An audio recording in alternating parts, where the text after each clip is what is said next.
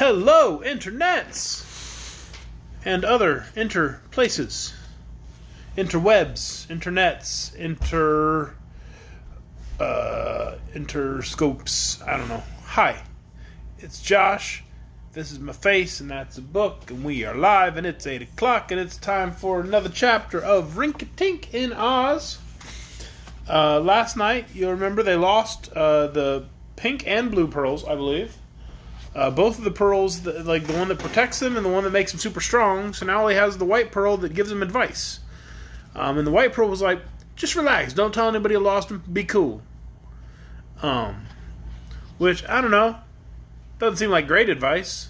So like better advice would be if the white pearl was like, hey, I know where the pink pearl is, let me tell you. That might have been better, but that's just my thinking. Anyway, it's time for Chapter 9 of Rinkitink in Oz. Tonight's chapter is called A Present for Zella. I have no idea who Zella is. Let's find out, shall we? Chapter 9.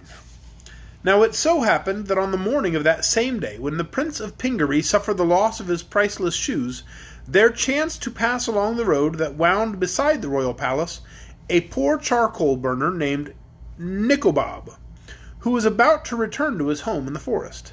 Nikobob carried an axe and a bundle of torches over his shoulder, and he walked with his eyes to the ground, being deep in thought as to the strange manner in which the powerful King Gos and his city had been conquered by a boy prince who had come from Pingaree. Suddenly the charcoal burner espied a shoe lying upon the ground, just beyond the high wall of the palace, and directly in his path. He picked it up, and, seeing it was a pretty shoe, although much too small for his own foot, he put it in his pocket. Soon after, on turning a corner of the wall, Nikobob came to a dust heap where, lying amidst a mass of rubbish, was another shoe, the mate for the one he had before found. This also he placed in his pocket, saying to himself, I now have a fine pair of shoes for my daughter Zella, who will be much pleased to find I have brought her a present from the city. And while the charcoal burner turned into the forest and trudged along the path toward his home, Inga and Rinkitink were still searching for the missing shoes.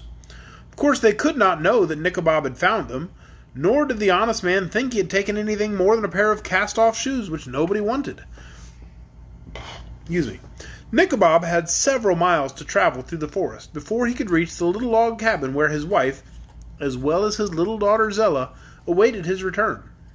But he was used to long walks and tramped along the path whistling cheerfully to beguile the time. Few people, as I said before, ever passed through the dark and tangled forest of Regos, except to go to the mines in the mountain beyond, for many dangerous creatures lurked in the wild jungles, and King Gos never knew, when he sent a messenger to the mines, whether he would return, or whether he would reach there safely or not. The charcoal burner, however, knew the wild forest well, and especially this part of it lying between the city and his home. It was the favorite haunt of the ferocious beast Choggenmugger, dreaded by every dweller in the island of Regos. Choggenmugger was so old that everyone thought it must have been there since the world was made, and each year of its life the huge scales that covered its body grew thicker and harder, and its jaws grew wider, and its teeth grew sharper, and its appetite grew more keen than ever. In former ages there had been many dragons in Regos, but Choggenmugger was so fond of dragons that he had eaten all of them long ago. There had also been great serpents and crocodiles in the forest marshes, but all had gone to feed the hunger of Choggenmugger. The people of Regos knew well there was no opposing the great beast, so when one unfortunately met with it, he gave himself up for lost. All this Nikobob knew well, but fortune had always favored him in his journeys through the forest, and although he had at times met many savage beasts and fought them with his sharp axe, he had never... I'm sorry. That was silly, I'm sorry. He had never to this day encountered the terrible Choggenmugger. Indeed, he was not thinking of the great beast at all as he walked along, but suddenly he heard a crashing of broken trees, and felt a trembling of the earth, and saw the immense jaws of Choggenmugger opening before him. Then Nikobob gave himself up for lost, and his heart almost ceased to beat. He believed there was no way of escape. No one had ever dared oppose Choggenmugger, but Nikobob hated to die without showing the monster in some way that he was eaten only under protest. So he raised his axe and brought it down upon the tongue got in the way, and brought it down upon the red protruding tongue of the monster, and cut it clean off. For a moment the charcoal burner scarcely believed what his eyes saw, for he knew nothing of the pearls he carried in his pocket, or the magic power they lent his arm. His success, however, encouraged him to strike again, and this time the huge scaly jaw of Choggenmugger was severed in twain, and the beast howled in a terrified rage. Nikobob took off his coat to give himself more freedom of action, and then he earnestly renewed the attack. But now the axe seemed blunted by the hard scales and made no impression upon them whatever. The creature advanced with glaring, wicked eyes, and Nikobob seized his coat under his arm and started to flee. That was foolish, for Choggenmugger could run like the wind. In a moment it overtook the charcoal burner and snapped its 4 rows of sharp teeth together. But they did not touch Nikobob, because he still held the coat in his grasp close to his body, and in the coat pocket were Inga's shoes, and in the points of his shoes were the magic pearls. Finding himself uninjured, Nikobob put on his coat, again seized his axe, and in a short time had chopped Choggenmugger into many small pieces, a task that proved not only easy but very agreeable. "I must be the strongest man in all the world," thought the charcoal burner, as he proudly resumed his way. "For Choggenmugger has been the terror of Rigo since the world began, and I alone have been able to destroy the beast. Yet it is singular that never before did I discover how powerful a man I am." He met no further adventure, and at midday reached a little clearing in the forest, where stood his humble cabin. "Great news! I have great news for you!" he shouted, as his wife and little daughter came to greet him. "King Gols has been conquered by a boy prince from the far island of Pingaree, and I have, this day unaided, destroyed Choggenmugger by the might of my strong arm." This was indeed great news. They brought Nikobob into the house and set him in an easy-chair and made him tell everything he knew about the Prince of Pingaree and the fat King of Gilgad, as well as the details of his wonderful fight with the mighty Choggenmugger.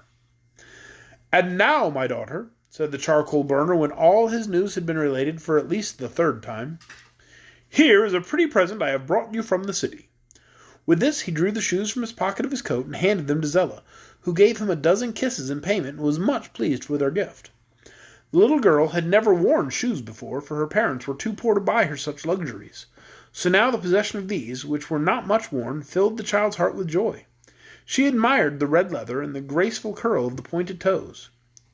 When she tried them on her feet, they fitted as well as if they were made for her. All the afternoon, as she helped her mother with the housework, Zella thought of her pretty shoes. They seemed more important to her than the coming to Regos of the conquering Prince of Pingaree, or even the death of Choggenmugger. When Zella and her mother were not working in the cabin, cooking or sewing, they often searched the neighboring forest for honey, which the wild bees cleverly hid in hollow trees. The day after Nikobob's return, as they were starting out after honey, Zella decided to put on her new shoes, as they would keep the twigs that covered the ground from hurting her feet. She was used to the twigs, of course, but what is the use of having nice, comfortable shoes if you do not wear them? So she danced along very happily, followed by her mother, and presently they came to a tree, in which was a deep hollow. Zella thrust her hand and arm into the space, and found that the tree was full of honey, so she began to dig it out with a wooden paddle. Her mother, who held the pail, suddenly cried in warning, "Look out, Zella, the bees are coming!" And then the good woman ran fast toward the house to escape. Zella, however, had no more than time to turn her head when a thick swarm of bees surrounded her, angry because they had caught her stealing their honey, and intent on stinging the girl as a punishment.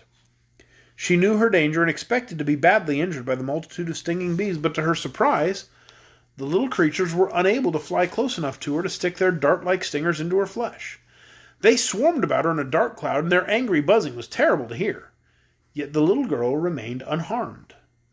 When she realized this, Zella was no longer afraid, but continued to ladle out the honey until she had secured all that was in the tree. Then she returned to the cabin, where her mother was weeping and bemoaning the fate of her darling child. The good woman was greatly astonished to find Zella had escaped injury. Again they went to the woods to search for honey, and although the mother always ran away whenever the bees came near them, Zella paid no attention to the creatures, but kept at her work, so that before supper time came, the pails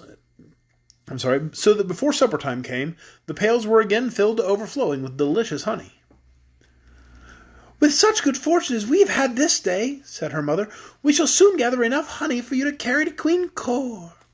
For it seems the wicked queen was very fond of honey, and it had been Zella's custom to go For it seems the wicked queen was very fond of honey, and it had been Zella's custom to go once every year to the city of Corygos to carry the queen a supply of sweet honey for her table.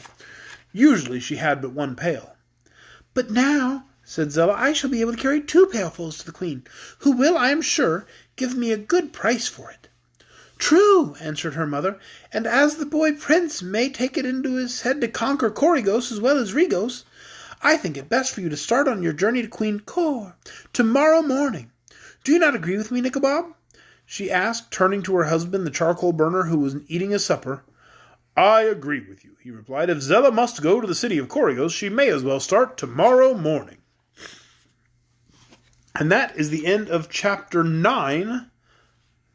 A present for Zella? A gift for Zella? A present for Zella.